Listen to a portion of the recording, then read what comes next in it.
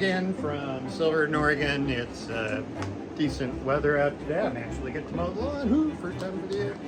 Pretty much, yeah. Anyway, I haven't checked in a week or two, or at least not anything updated. So I am prepping for another day of detail. This is my favorite part of the day, by the way, is ripping the old epoxy out of my paint containers, getting them ready for a new batch of epoxy. And these disposable liners are actually really cost effective for spreading epoxy because you can use them over and over and over again. So what's going on? Well, I built my battery box where the absorbed glass mat battery is going to go in the back. This is going to be the lid for that. It needs to be laminated. So let's walk out and take a look at some things. Sorry about the noise. It's still kind of cold out here, so I got to keep the heaters going or my epoxy doesn't cure. So the battery box I have combined with my step coming in through the tuna door. I made this box. There's like 20 different pieces of marine plywood in this because I wanted to make it waterproof, obviously. So I've got a drip loop around there. When you get to the inside, it's all sealed and filleted, and you'll get another coat of resin in there. Good chunk of yesterday was just sanding on the fillets. Plus I had been putting off doing some fiberglass taping on a few important seams, so I had to get that done. I should have done it last spring, but it turns out well and it really didn't cost me any extra time. Yeah, I had not yet taped the roof to the cabin side. You're supposed to, do a fillet and then put 4-inch 9-ounce tape down the full length. So I sanded that down, got the fillet looking good.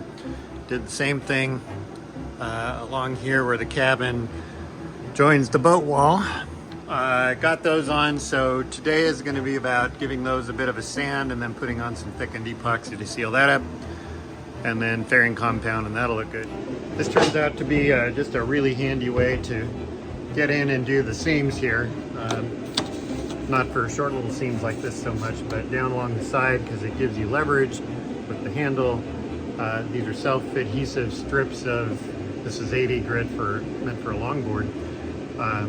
Super easy way to do this. One of the other things that I had put off doing was getting glass cloth on the inside of the roof.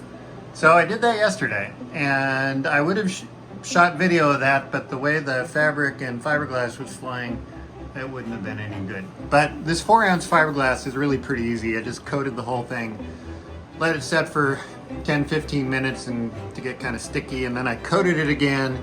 I had all the fiberglass cut to size, and then I just tried to center it as much as possible and then swept it along with my hand down the middle and then worked out.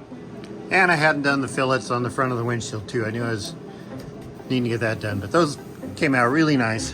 Nice, well-rounded fillets. Today I'm gonna hit them with the sander, coat a thickened epoxy, and then tomorrow I'll come back in with fairing compound and finish those up. And then today I'll be working on doing some finish sanding on the whole bow. I think this is turning out really nice.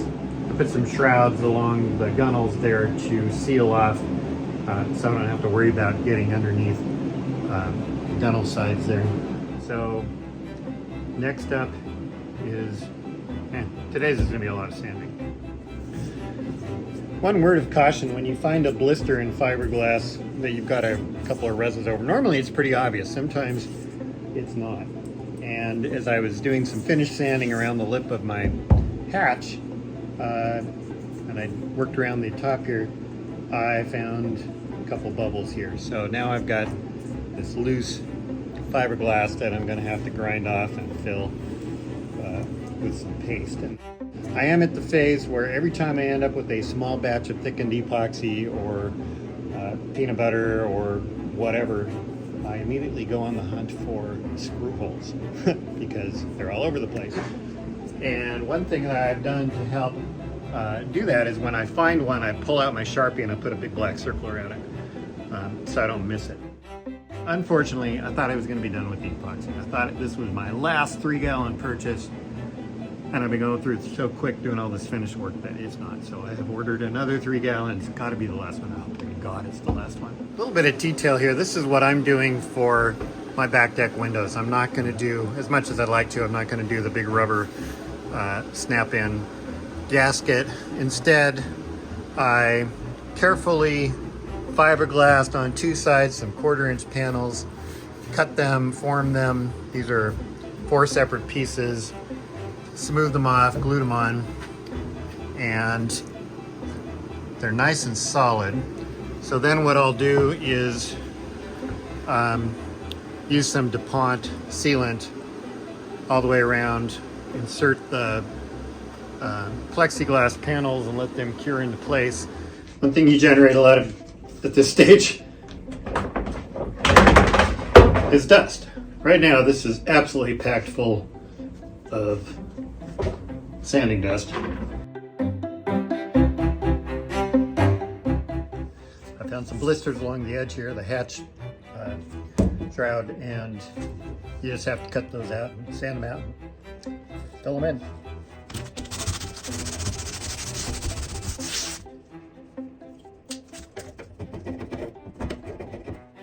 Yeah, today's going to be all about sanding.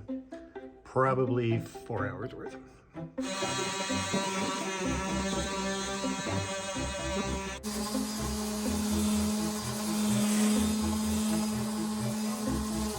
One thing that's cool with this is that this has the Velcro pad on the bottom.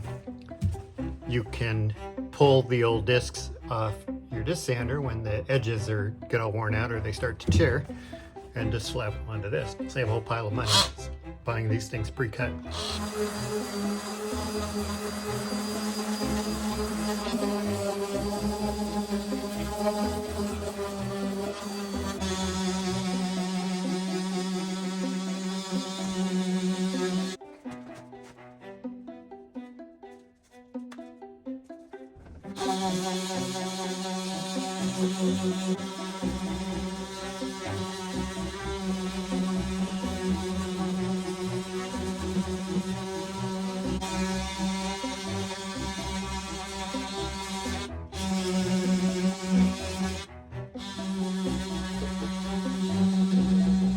This has been my big project for the past couple of weeks. This is the bulwark, which adds some additional freeboard on the front of the boat. I added them last fall, but I only glassed them a few days ago using the 8-inch tape. So I got a little bit of overlap here. I've got 4-inch tape there, so I've got a couple inches overlap on that. I've covered them with resin twice.